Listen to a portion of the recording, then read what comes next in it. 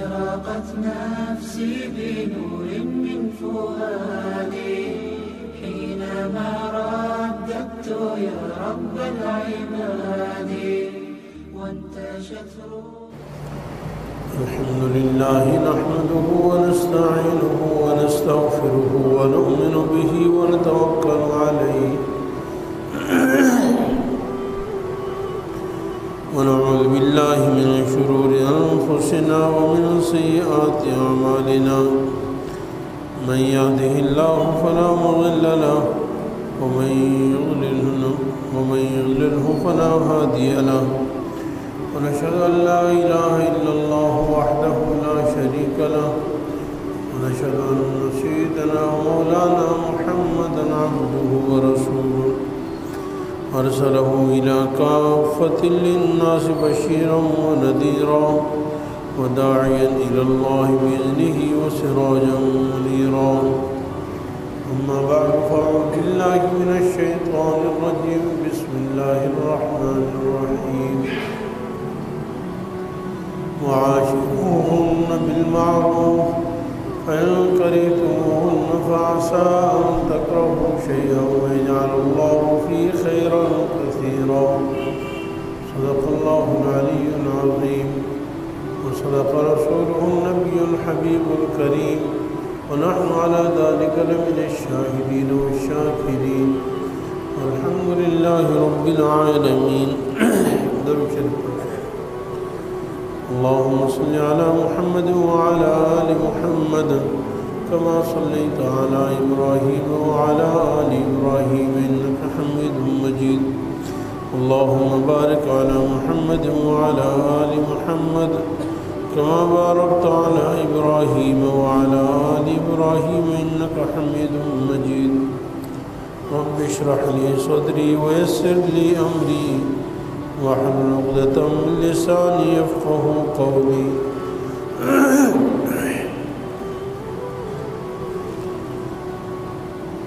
سب تعریفیں اللہ جل جلالہ کے لیے ہیں. اللہ جل جلالہ ساری کائنات کے خالق ہیں، مالک ہیں. اللہ تعالیٰ نے اس ساری کائنات کو بنایا ہے اور اس ساری کائنات کا نظام بھی اللہ ہی چلا رہے ہیں.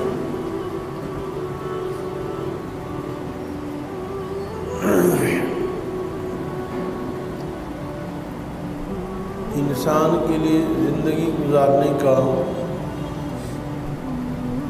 جو سب سے بہتر طریقہ اللہ تعالیٰ نے انسان کو عطا کیا ہے، اس سے بہتر طریقے کا انسان تصور نہیں کر سکتا ہے.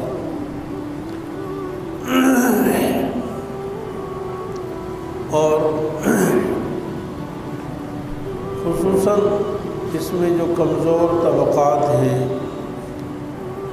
یا مرد و عورت میں جو عورت ہے، اللہ تعالیٰ نے عورت کو جو مقام عطا فرمایا ہے اسلام کے علاوہ دنیا کے کسی مذہب میں وہ مقام نہیں ہے.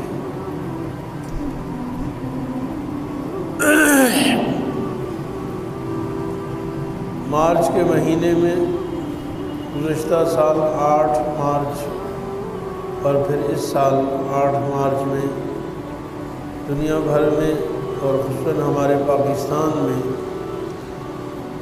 عورت مارچ یا عورت کی آزادی کے نام پر جو تماشا، جو بے حیائی، جو عریانی، جو فحاشی کی جاتی ہے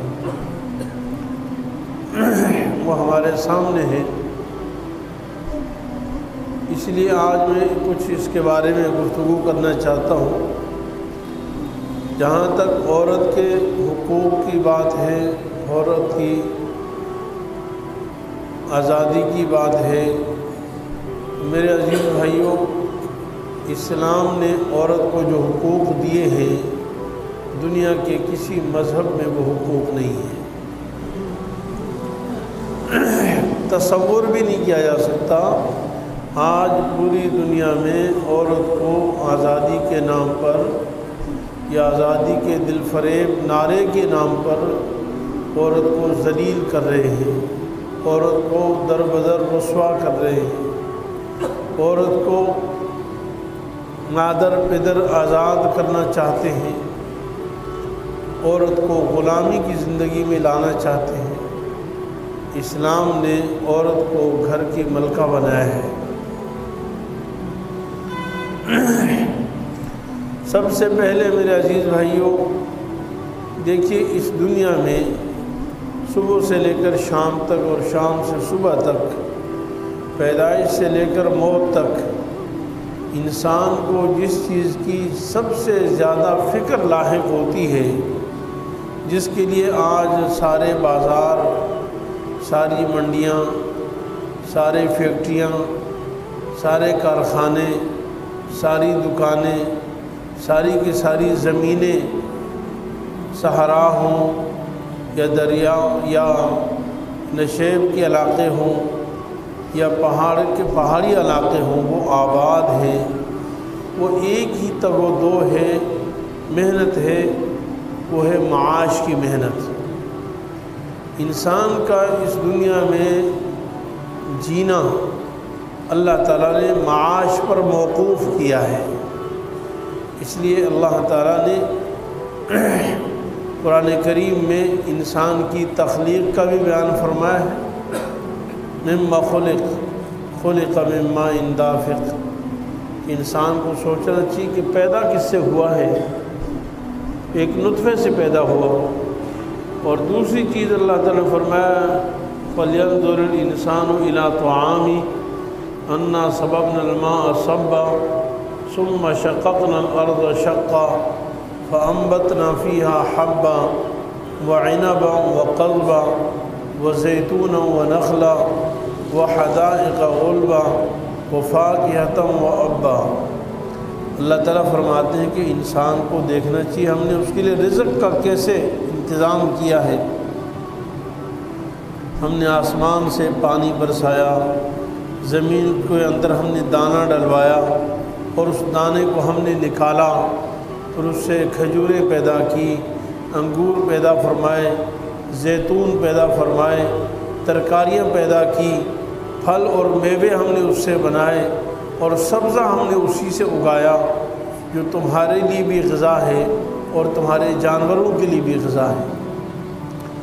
تو اللہ تعالیٰ نے سب سے پہلے عورت کو معاش کی فکر سے بالکل آزاد کیا ہے کہ عورت محنت مزدوری کر کے اپنے لیے معاش کی فکر نہ کرے۔ اور یہ فکر ہر انسان عقل مند سمجھتا ہے کہ دنیا کی فکروں میں سب سے بڑی فکر معاش کی فکر ہے۔ عورت کو پیدائش سے لے کر موت تک کسی بھی حالت میں عورت کو یہ کہا ہے کہ یہ اپنے لیے معاشی فکر نہ کرے، بلکہ اس کے معاشی ساری ذمہ داری دوسرے پر ڈال دی ہے۔ جب یہ بچی ہے تو ماں اور باپ کے ذمہ ہے، بلکہ ماں کے ذمہ نہیں، باپ کے ذمہ ہے۔ اور جب یہ شادی ہو جائے تو ساری ذمہ داری شوہر کے ذمہ ہے۔ اگر بیوہ ہو جائے اور والدین نہ ہوں، والد نہ ہوں تو بھائی کے ذمہ ہے، بھائی نہ ہو تو چچا کے ذمہ ہے، دادا کے ذمہ ہے۔ معاش کی ساری فکر والد کے ذمہ ہے، ان مردوں کے ذمہ ہے۔ اور پھر اولاد کی ساری فکر بھی باپ کے ذمے ہے۔ دنیا میں ہم دیکھتے ہیں کہ باپ اور ماں دونوں کو والدین کہا جاتا ہے، دونوں کو والد اور والدہ کہا جاتا ہے، ایک ہی لفظ ہے، وَوَصَّيْنَا الْإِنسَانَ بِوَالِدَيْهِ۔ لیکن اللہ تعالیٰ نے بچے کی ساری رزق کی ذمہ داری صرف شوہر پر رکھی ہے۔ وَعَلَى الْمَوْلُودِ لَهُ رِزْقُهُنَّ وَكِسْوَتُهُنَّ بِالْمَعْرُوفِ، یہاں تک کہ بچے کی بھی ساری اور بیوی کی بھی ساری ذمہ داری شوہر پر رکھی ہے، عورت پر نہیں ہے۔ اگر ایک ماں بہت پیسے کماتی ہے اور اس کے بعد بہت سارے پیسے ہیں اور شوہر کے پاس پیسے نہیں ہیں، تب بھی شریعت یہ کہتی ہے کہ ماں پیسے خرچ نہ کرے، اس کی مرضی ہے، وہ اس کی مالکہ ہے۔ سارا خرچہ گھر کا، بچوں کا سارا خرچہ وہ شوہر کی ذمہ داری ہے۔ تو اولاد کی فکر، یعنی اولاد کی معاشی فکر سے بھی اللہ تعالیٰ نے عورت کو آزاد کیا ہے۔ جب رشتہ ازدواجی سے متعلق ہوتی ہے، جس طرح مرد کی ضرورت ہے نکاح، ایسی عورت کی ضرورت ہے نکاح دونوں کا۔ اور دنیا مغرب تو یہ کہتی ہے کہ یہ دونوں میں ایک گوئے کے پارٹنرشپ ہے، دونوں سے ایک مشترکہ ایک معاملہ ہے، اور ایک حد تک اسلام بھی اس کو تسلیم کرتا ہے۔ دونوں میں آپس میں ایک ازدواجی زندگی، وہ اتفاق کی زندگی ہوتی ہے، محبت کی زندگی ہوتی ہے، اور دونوں کے آپس میں معاہدے سے ہی رشتہ قائم ہوتا ہے۔ اسی لیے جب تک ایجاب اور قبول نہ ہو، ایجاب کہتے ہیں ایک کہتا ہے میں دوسرے شادی کرتا ہوں، دوسرا کہے مجھے قبول ہے، تو اس وقت تک یہ رشتہ قائم نہیں ہوتا۔ تو گویا کہ دونوں کی رضامندی سے، دونوں کے اتفاق سے، دونوں کے اتحاد سے یہ رشتہ قائم ہوتا ہے۔ لیکن اس رشتے کے قائم کرنے کی سارے اخراجات اللہ تعالیٰ نے مرد کے ذمے رکھے، عورت کے ذمے 1 روپیہ نہیں رکھا۔ سب سے پہلے تو مہر کا حکم دیا ہے کہ مہر شوہر دے۔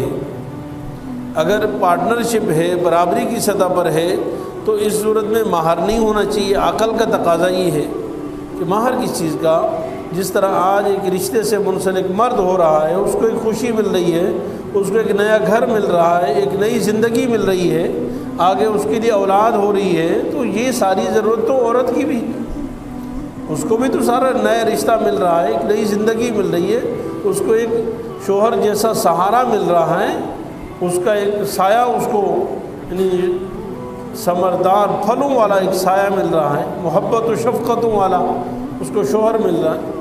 تو چاہیے تو یہ کہ مہر نہ ہو، لیکن شریعت مطہرہ نے عورت کا اس قدر اعزاز اکرام کیا ہے کہ جب بھی نکاح میں آئے، اگرچہ محبت سے آئی، اگرچہ پیار سے آئی، دونوں کے اتفاق و اتحاد سے آئی، دونوں کی ایک فطری خواہش اور ضرورت پوری ہو رہی ہے رشتہ ازدواجی سے، لیکن شریعت کہتی نہیں، عورت کا اکرام کرو اور عورت کو مہر دو۔ تو مہر دینا یہ خود عورت کا اعزاز ہے۔ یہاں تک مہر کو لازم قرار دیا اسلام میں کہ اگر کوئی میاں بیوی آپس میں اتفاق کر لیں کہ بغیر مہر کی شادی ہے، ہم مہر نہیں رکھیں گے، مفت میں شادی کریں گے، یا اس شرط پر کیا کہ شرط یہ ہے کہ مہر نہیں ہوگا، لیکن جیسے ہی نکاح ہو جائے گا شریعت کہتی ہے کہ مہر لازم ہو جائے گا۔ قد علمنا ما فرضنا علیہم فی ازواجہم، مہر واجب، مہر شادی سے پہلے معاف نہیں۔ ہاں جب شادی ہو گئی اور رشتہ ہو گیا، بعد میں اگر خوشی سے، وہ بھی اللہ تعالیٰ نے بیان فرمایا فَإِن طِبْنَ لَكُمْ عَنْ شَيْءٍ مِّنْهُ نَفْسًا فَكُلُوهُ هَنِيًّا مَرِيًّا، دل کی خوشی سے اگر عورت معاف کرے تو پھر تم کھا سکتے ہو، لیکن اگر معاف نہ کرے تو اللہ تعالیٰ نے جیسے وَأَقِيمُوا الصَّلَاةَ فرمایا ہے، ایسی فرمایا وَآتُوا النِّسَاءَ صَدُقَاتِهِنَّ نِحْلًا، بھائی خوشی سے عورتوں کو ان کے مہر دے دیا کرو، بطور تحفے کے ان کو ضرور دیا کرو، عطیہ کے طور پر ان کو دے دیا کرو۔ ہاں اگر دل سے وہ معاف کر دیں تو الگ بات ہے، دل سے تمہیں کچھ اس میں سے دے دے تو خوشی، پھر لے لو، کوئی بات نہیں۔ اسی طریقے سے نکاح میں جتنے بھی اخراجات ہوتے ہیں، دعوت ولیمہ مسنون ہے اور وہ شوہر کے ذمے ہے، عورت کے ذمے 1 روپے کے خرچہ نہیں ہے۔ چھہارے تقسیم کرنا سنت ہے، وہ مرد کے ذمے ہے، عورت کے ذمے کچھ بھی نہیں ہے۔ عورت کے کپڑے، عورت کا لباس، عورت کے یعنی نان نفقہ، عورت کا رہن سہن، عورت کی ساری زندگی کی ساری ضروریات اللہ تعالیٰ نے شوہر کے ذمے لگائی ہے کہ وہ پوری زندگی گھر کی مالکہ بن کر بیٹھے اور کچھ بھی محنت کرنے کی ضرورت نہیں۔ میرے عزیز بھائیوں، اللہ تعالیٰ نے عورت کو اتنا اعلیٰ مقام عطا فرمایا ہے کہ جب ماں ہو تو فرمایا کہ اس کے قدموں میں جنت ہے، اور مرد اور عورت کے دونوں کے برابر کے حقوق بیان فرمائے، اور عورت ماں کی محبت، اس کی عظمت زیادہ سکھائی ہے۔ قرآن کریم میں کئی جگہ یہ آیت موجود ہے، وَوَصَّيْنَا الْإِنسَانَ بِوَالِدَيْهِ إِحْسَانًا، کہیں حسنا، کہیں وَوَصَّيْنَا الْإِنسَانَ بِوَالِدَيْهِ۔ ہم نے حکم دیا ہے کہ ماں باپ کے ساتھ احسان کا معاملہ کرو، ہم نے حکم دیا ہے کہ ماں باپ کے ساتھ حسن سلوک کا معاملہ کرو، اچھائی کا معاملہ کرو۔ لیکن قرآن کریم میں دو جگہ بڑے واضح انداز میں اللہ تعالیٰ نے ماں کی مشقت، ماں کی تکلیف، ماں کی یعنی جو حمل کی حالت میں بچے کو پالنے کے زمانے میں جو اس کی مشقت کو بیان فرمایا ہے، اس سے ماں کی محبت کا زیادہ درس دیا ہے۔ حملتہ امہ وہنا علی وہن وفصالہ فی عامین ان اشکر لی ولوالدیک۔ ایک جگہ فرمایا حملتہ امہ کرہا، اللہ یعنی اس کی ماں نے اس کو مصیبت در مصیبت اپنے پیٹ میں اٹھایا، وحملہ وفصالہ ثلاثون شہرا، اور اس کا پیٹ میں اٹھانا اور پھر اس کو دودھ پلانا یہ 30 مہینے تک ہوا۔ 30 مہینے، پورے 2.5 سال تک عورت نے اتنی مشقت برداشت، ماں کا مقام۔ تو اللہ تعالیٰ نے، حالانکہ شوہر کی بھی بہت ساری ذمہ داریاں ہیں، لیکن اللہ تعالیٰ نے عورت کی اس تکلیف کو خاص طور پر بیان فرمایا ہے۔ اور یہی عورت جب بیٹی بن کر گھر میں آتی ہے تو نبی کریم صلی اللہ علیہ وسلم نے ارشاد فرمایا، جس نے 3 بچیوں کی پرورش کی اور اس کے ادب سکھایا اور اس کی شادی کر دی، فرمایا کہ میں محمد عربی اس کے لیے جنت کی ضمانت دیتا ہوں۔ ازواج مطہرات کچھ اور صحابیات نے ارشاد فرمایا، یا رسول اللہ اگر 2 بچیاں کسی کی پیدا ہوئی اور اس کی پرورش کی اور اس کی شادی کر دی، فرمایا اس کے لیے بھی جنت کی ضمانت ہے۔ ایک صحابیہ اٹھی اور انہوں نے فرمایا، یا رسول اللہ اور اگر کسی کی ایک ہی بچی ہو اور اس کی پرورش کرے اور اس کی تربیت کرنے کے بعد اچھی جگہ شادی کر دے، فرمایا اس کے لیے بھی محمد عربی جنت کی ضمانت دیتا ہے۔ تو اسلام نے تو عورت کو اتنا اعلیٰ مقام عطا فرمایا، اور اگر عورت بیوی ہے تو قرآن کریم میں بیویوں کے جتنے حقوق ہیں، ایک ایک بات کو جس قدر بیان فرمایا ہے ہم اس کا تصور نہیں کر سکتے۔ جب بیوی ہے فرمایا وعاشروہن بالمعروف، اللہ فرماتے ہیں اچھے طریقے سے ان کے ساتھ رہا کرو۔ تمہیں اگر ان کی کوئی بات پسند نہ ہو نا، کوئی ایک بات پسند نہ ہو تو اللہ نے لاکھوں خیریں تمہارے لیے اس میں رکھ دی ہیں۔ آسان تکرہوا شیئا ویجعل اللہ فیہ خیرا کثیرا، اللہ تعالیٰ نے اس میں تمہارے لیے خیر کثیر رکھ دی۔ بیوی سے اگر رشتہ ازدواجی نہ بن سکے، ناراضگیاں ہوں، ناچاقیاں ہوں اور طلاق کی نوبت آ جائے، تو اللہ رب العالمین نے طلاق دینے کے لیے بھی فرمایا فَأَمْسِكُوهُنَّ بِمَعْرُوفٍ أَوْ فَارِقُوهُنَّ بِمَعْرُوفٍ۔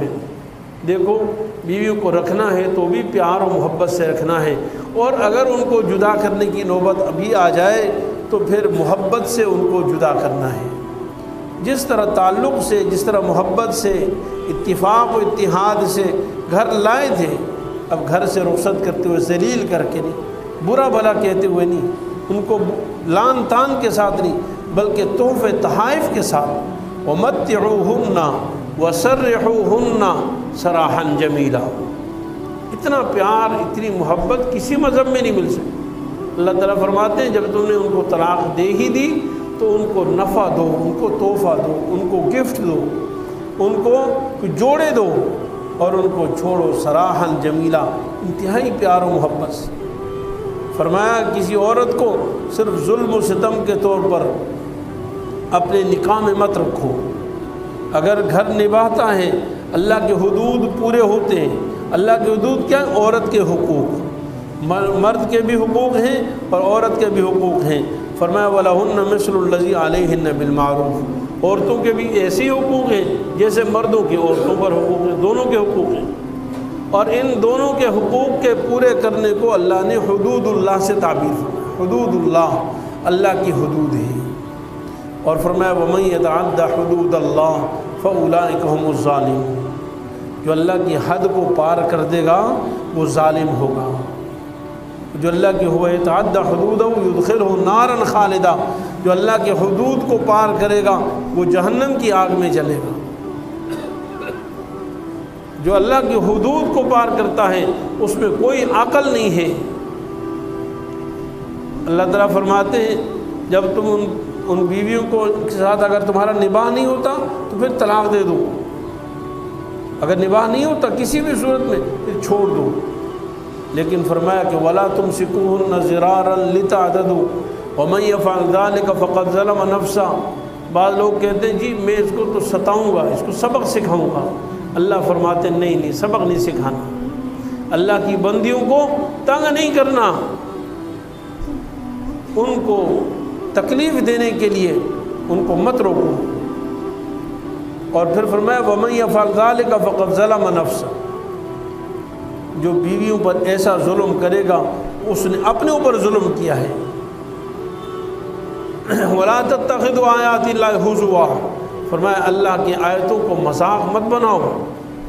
کیا مطلب؟ علماء فرماتے ہیں یہاں بیویوں پر ظلم کرنا، اللہ کے احکام پورے نہ کرنا، یا کسی بیوی سے نباہ نہیں ہو رہا تو کہتا ہے میں تو اس کو ستاؤں گا، میں اس کو سبق سکھاؤں گا، اس کے ساتھ میں ایسا کروں گا، میں چھوڑوں گا بھی نہیں، نہ میں اس کو رکھنا چاہتا ہوں اور نہ میں اس کو چھوڑوں گا۔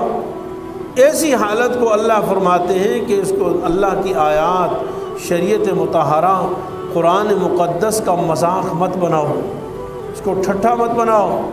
وَاذْكُرُوا نِعْمَةَ اللَّهِ عَلَيْكُمْ، اللہ کی نعمت کو یاد کرو۔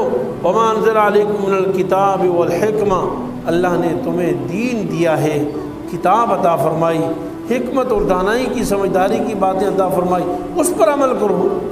اپنی عقل لڑا دو، میں ایسے کروں گا اور میں ایسے کروں گا، اللہ کا شکر نہیں کرتے کہ اللہ تعالیٰ نے تمہیں اٹھنے کا طریقہ سکھا دیا، بیٹھنے کا طریقہ سکھا دیا، نکاح کا طریقہ سکھا دیا، طلاق کا طریقہ سکھا دیا، محبت کا طریقہ بھی سکھا دیا، نفرت کا طریقہ بھی سکھا دیا۔ اس سے بڑھ کر اللہ کی نعمت کیا ہے؟ میرے عزیز بھائیوں، ہم تو بڑے خوش قسمت ہیں مسلمانوں سے بڑا خوش قسمت نہیں۔ مسلمان تو اتنے عظیم انسان ہیں کہ ہمیں تو چہرہ دھونے کا طریقہ بھی اللہ تعالیٰ آسمانوں سے سکھاتے ہیں، ہمیں ہاتھ دھونے کا طریقہ اللہ سکھاتے ہیں، ہمیں پاؤں دھونے کا طریقہ اللہ تعالیٰ سکھاتے ہیں، ہمیں لباس کا طریقہ اللہ تعالیٰ سکھاتے ہیں، ہمیں شادی خوشی کا طریقہ اللہ تعالیٰ سکھاتے ہیں، ہمیں زندگی گزارنے کے طریقے اللہ تعالیٰ خود سکھاتے ہیں۔ یہی تو فرما رہے ہیں وَاذْكُرُوا نِعْمَةَ اللَّهِ عَلَيْكُمْ، اللہ کے احسانات کو یاد کرو۔ وَمَا أَنزَلَ عَلَيْكُمْ، اور اس بات کو بھی یاد کرو کہ اللہ نے تمہیں کتاب عطا فرمائی اور تمہیں حکمت عطا فرمائی۔ یعظکم بھی، اللہ انتہائی درد سے، اللہ تعالیٰ انتہائی محبت سے، اللہ تعالیٰ انتہائی پیار سے، اللہ تعالیٰ انتہائی شفقت سے تمہیں سمجھا رہے ہیں۔ اللہ اکبر۔ یعظکم بھی کا معنی ہے اللہ تعالیٰ فرما رہے ہیں میں بہت محبت سے، درد دل سے تمہیں سمجھا رہا ہوں، پیار سے سمجھا رہا ہوں، میں تمہیں نصیحت کر رہا ہوں، میں تمہیں زندگی گزارنے کے طریقے سکھا رہا ہوں۔ میرے عزیز بھائیوں، اللہ تعالیٰ نے عورتوں کے جو حقوق رسول اللہ صلی اللہ علیہ وسلم نے بیان فرمائے ہیں، جو اسلام نے عطا فرمائے، دنیا میں کوئی مذہب وہ حقوق نہیں دے سکتی۔ تقسیم کار ہے، اس کو نہ غلامی کہتے ہیں نہ ظلم کہا جاتا ہے، صرف تقسیم کار ہے۔ فرمایا کہ ایک حدود ہے ہر چیز کی، فرمایا عورت گھر کے اندر کے کام سنبھال لے اور گھر کے اندر کے کام اپنا کام ہوتا ہے۔ آدمی باہر ملازمت کرتے ہوئے تھکتا ہے، گھر کے اندر رہتے ہوئے نہیں تھکتا۔ گھر سکون کی جگہ ہے، گھر آرام کی جگہ ہے۔ اپنے بچوں کے ساتھ پیار کرتے ہوئے انسان کو مشکل نہیں معلوم ہوتی۔ دوسروں کے بچوں کے ساتھ پیار مصنوعی پیار ہے، وہ تکلف والا پیار ہے۔ اپنے شوہر، اپنے باپ، اپنے بھائی کی خدمت انسان کی فطرت کا اور محبت کا تقاضا ہے۔ جانور بھی اپنے بچوں سے محبت کرتے ہیں، جانور کوئی بھی دنیا کا جانور ہو وہ اپنے بچوں سے محبت کرتے ہیں، درندے بھی اپنے بچوں سے محبت کرتے ہیں۔ تو ماں کی ذمہ داری لگائی کہ خود اپنے گھر میں اپنے شوہر کی خدمت کرے، اپنے بچوں کی خدمت کرے، گھر کی دیکھ بھال کرے، باقی ساری ذمہ داری شوہر کی۔ شوہر کیا انسان مرد پوری زندگی گویا کہ ایک مزدور ہوتا ہے، پوری زندگی ساری محنت، ساری مشقت، ساری ذمہ داری، ساری تگ و دو، سارے لڑائی، سارے جھگڑے، سارے معاشرے کو دیکھنا، وہ سب کی ذمہ داری شوہر کی ہے، مرد کی ہے۔ اس لیے اللہ تعالیٰ نے عورت کو آزادی عطا فرمائی ہے، اسلام نے عورت کو آزادی عطا فرمائی ہے، عزت عطا فرمائی ہے۔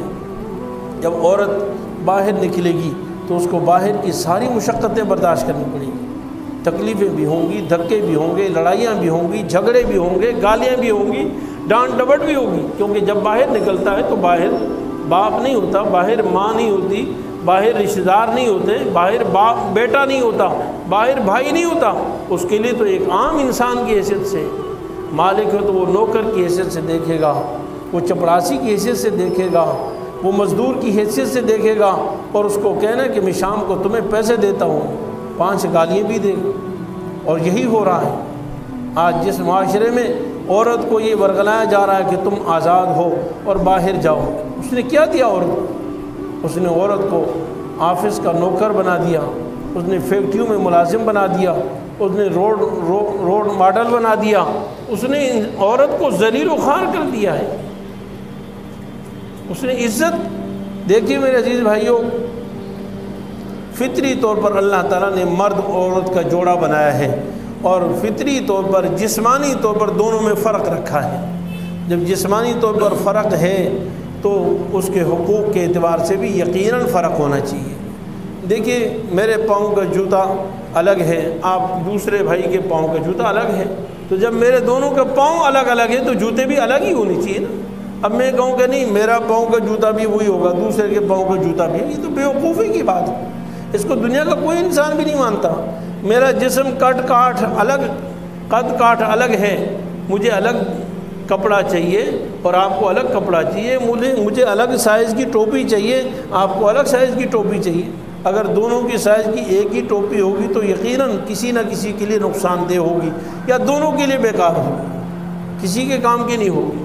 ایسا یہ تو عقل کا تقاضا ہے، فطرت کا تقاضا ہے۔ تو اللہ تعالیٰ نے مرد و عورت کی جسامت میں، ساخت میں، بناوٹ میں، فطرت میں، طبیعت میں اللہ تعالیٰ نے فرق رکھا ہے، اور اس کا تقاضا ہے کہ ڈیوٹیوں میں بھی فرق ہو، ہر ایک کی ڈیوٹی الگ ہونی چاہیے۔ اب یہ کہنا کہ دونوں کی ڈیوٹی ایک ہو، یہ کیسی حماقت کی بات ہے، اور پھر ایک تو ہو بھی نہیں سکتی۔ دیکھیے پیدائش کا کام عورت سے ہوتا ہے، یعنی جنم عورت دیتی ہے، بچے کون پیدا کرتی ہے؟ عورت پیدا کرتی ہے۔ حالانکہ سب سے پہلا انسان مرد ہے، حضرت آدم علیہ السلام کو سربراہ بنایا، اس سے پیدا ہوئے سارے انسان، اور آدم علیہ السلام سے حضرت اماں حوا پیدا ہوئی، اور پھر سارے کے سارے انسان عورت سے پیدا ہوئے۔ یہ اللہ کا قانون ہے، یہ تو اللہ تعالیٰ کا قانون ہے۔ اب دنیا میں اگر برابری ہو تو پھر تو برابری یوں ہونی چاہیے نا کہ کچھ بچے مرد پیدا کریں، کچھ بچے عورتیں پیدا کریں۔ دنیا میں کوئی ایسا تو ہے نہیں کہ جی مردوں سے بچے پیدا ہوں، بچے تو عورت نہیں پیدا کرنے ہیں، اور عورت کا اصل کام بچوں کی پیدائش ہے، جس کو قرآن نے بیان کیا، اصل کام تو وہ ہے۔ اب اس کام میں تو اس کا کوئی ہاتھ بٹانے کے لیے تیار نہیں ہے، اور جو مردوں کے کام ہیں عورتوں کو اس میں ذلیل کیا جا رہا ہے، جو مردوں کے کام ہیں عورتوں کو اس میں اس کو لایا جا رہا ہے۔ تو یہ تو اصل میں مردوں کا فائدہ ہو رہا ہے، عورتوں کا کیا فائدہ ہے؟ بچے تو وہی عورت نے پھر بھی پیدا کرنے، الٹا آ کر دکان بھی چلائیں گی، آ کر فیکٹری بھی چلائیں گی، دفتر میں بھی آ کے بیٹھیں گی، تو اس سے تو عورتوں پر ظلم ہو رہا ہے۔ دودھ پلانا عورت کا کام ہے، مرد کا کام نہیں ہے۔ آج تک کوئی مرد اپنے بچوں کو دودھ نہیں پلاتا۔ وہ جتنے بھی آپ ترقی یافتہ ملکوں میں چلے جائیں، اگر دودھ پلائے گی تو عورت ہی پلائے گی، مرد پلا ہی نہیں سکتا، فطرت میں اللہ نے نہیں رکھا۔ اب اگر عورت دودھ بھی پلائے اور اپنے بچوں کو پیدا بھی کرے اور پھر جا کر فیکٹری بھی چلائے، کارخانہ بھی چلائے، دکان بھی چلائے، تو یہ عورت پر ظلم نہیں ہے کیا؟ یقیناً ظلم ہے، 100% ظلم ہے۔ میرے عزیز بھائیوں، اسلام اللہ کی نعمتوں میں سے بہت بڑی نعمت ہے۔ اسلام نے عورت کو بھی تحفظ دیا، خاندانی اقدار کو بھی تحفظ دیا، گھر کے نظام، گھریلو نظام کو بھی تحفظ دیا، اور اللہ کا کروڑہا شکر ہے۔ اس لیے یقیناً ہمیں معلوم ہے کہ ہمارے معاشرے کا کوئی بھی شریف انسان، کوئی بھی سمجھدار انسان اس جیسے بیہودہ نعروں میں سے نہ کبھی متاثر ہوا ہے اور نہ انشاءاللہ متاثر ہوں گے۔ یہ تو چند NGOs اور چند غیروں کے اور مغربی دلدادہ اور ان کے پٹھو اور ان کے پیسوں پر پلنے والے اور ان کے پیسوں سے یہ شور مچاتے ہیں، اور فحاشی اور عریانی، اور پھر نام عورت کی آزادی کی۔ دیکھیے، عورت کو حقوق کی بات اگر ہے تو اسلام سے بڑھ کر عورت کو حقوق کوئی نہیں دیتا۔ نبی کریم صلی اللہ علیہ وسلم نے، امام الانبیاء صلی اللہ علیہ وسلم نے جاتے جاتے سب سے آخری جو وصیت فرمایا کہ نماز کا خیال کرنا، عورتوں کا خیال کرنا۔ اس نبی سے زیادہ مہربان کوئی ہو سکتا؟ اس اسلام سے، اس مذہب سے زیادہ کوئی خیر خواہ مذہب ہو سکتا ہے؟ جاتے جاتے آخری وصیت جو آپ صلی اللہ علیہ وسلم نے فرمایا نماز کا خیال کرنا، عورتوں کا خیال کرنا، النساء النساء النساء۔ میرے عزیز بھائیوں، اسلام سے بڑھ کر کوئی مذہب جو عورتوں کا خیر خواہ نہیں ہو سکتا، لیکن یہاں عورت کے حقوق کے نام پر اسلام بیزاری، مذہب بیزاری، اللہ اور اس کے رسول سے بیزاری، اور کفر برملا جو بھونکے کتوں کی طرح بھونکا جا رہا ہے، ہم اس کا منہ پہ تصور بھی نہیں کر سکتے۔ اور پھر توہین رسالت بھی آپ نے دیکھا، اللہ کی توہین بھی دیکھی، اسلام کی توہین بھی دیکھی۔ میرے عزیز بھائیوں، میں اور آپ ان روڈوں پر احتجاج کرتے ہیں، جی ناروے کے گستاخانہ خاکے بنانے والوں نے توہین رسالت کی۔ ہم احتجاج کرتے ہیں کہ فرانسیسی صدر نے توہین رسالت کی۔ کیا توہین رسالت وہ ہے جو دشمن کی طرف سے آئے؟ کیا مسلمان کو اور ریاست مدینہ کے نام پر اسلام کے نام پر بننے والے اس ملک میں ہر قسم کی کفر، ہر قسم کی بکواس، ہر قسم کی بے حیائی، اس کی اجازت ہے؟ خواہ وہ اللہ کی توہین ہو، یا اللہ کے رسول کی توہین ہو، یا مذہب اسلام کی توہین ہو، یا قرآن کی توہین ہو، اور یہ توہین نہیں کہلائے گی، یہ کفر نہیں ہے؟ بلا شبہ یہ ارتداد ہے، یہ کفر ہے، اس میں کوئی شک و شبہ نہیں ہے کہ جن لوگوں نے جو شخص رسول اللہ صلی اللہ علیہ وسلم کی توہین کا مرتکب ہو وہ دائرہ اسلام سے خارج ہے۔ اس لیے حکومت وقت کی ذمہ داری ہے، عدلیہ کی ذمہ داری ہے، فوج کی ذمہ داری ہے، مقننہ کی ذمہ داری ہے کہ وہ ایسے لوگوں سے قانون کے مطابق ان کے ساتھ کارروائی کریں، ورنہ جب قانون حرکت میں نہیں آتا تو پھر ممتاز قادری جیسے، غازی علم الدین شہید جیسے اور اس جیسے مجاہد پھر پیدا ہوتے ہیں، کیونکہ مسلمانوں میں غیرت ایمانی تو باقی ہے، مسلمانوں کی غیرت ختم نہیں ہوئی۔ مسلمان جتنا بھی بزدل ہو لیکن اس کے دل میں اللہ اور اس کے رسول کی محبت ضرور ہے، اور مسلمان کی اپنی نجات کا جو سب سے آخری جس چیز سے ہر مسلمان امید لگائے ہوئے ہیں، یعنی نجات کی جو آخری امید کی کرن ہے نا، وہ محبت ہے، اللہ اور اس کے رسول کی محبت ہے۔ اور جن مسلمان فاسق فاجر ہو سکتا ہے، شرابی ہو سکتا ہے، زانی ہو سکتا ہے، لیکن مسلمان اللہ اور اس کے رسول کی محبت سے باغی نہیں ہو سکتا ہے۔ اس لیے جو اللہ اور اس کے رسول کی توہین کے مرتکب ہیں وہ حقیقت میں مسلمان ہی نہیں ہے۔ اس لیے ہماری یہ درخواست ہے کہ ہمارا ملک ہم نے اسلام کے نام پر ملک بنا ہے، ورنہ اس سے بہت بڑا ملک ہمارا ہندوستان تھا، یہ اسلام کے نام پر بنا۔ اور قائد اعظم نے یہ نعرہ لگایا کہ پاکستان کا مطلب کیا؟ لا الہ الا اللہ محمد رسول اللہ۔ تو ہم سب یہ مطالبہ کرتے ہیں کہ اس طرح کے بے حیائی اور یعنی فحاشی کی روک تھام کی جائے، اور قانون کے مطابق جو ہے ان کے ساتھ ضرور کارروائی کی جائے۔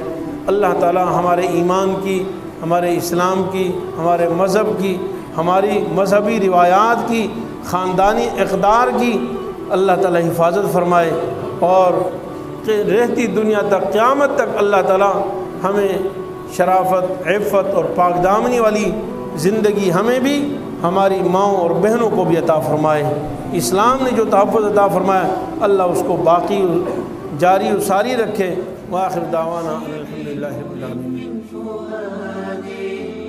حينما رددت يا رب العباد وانتشت روحي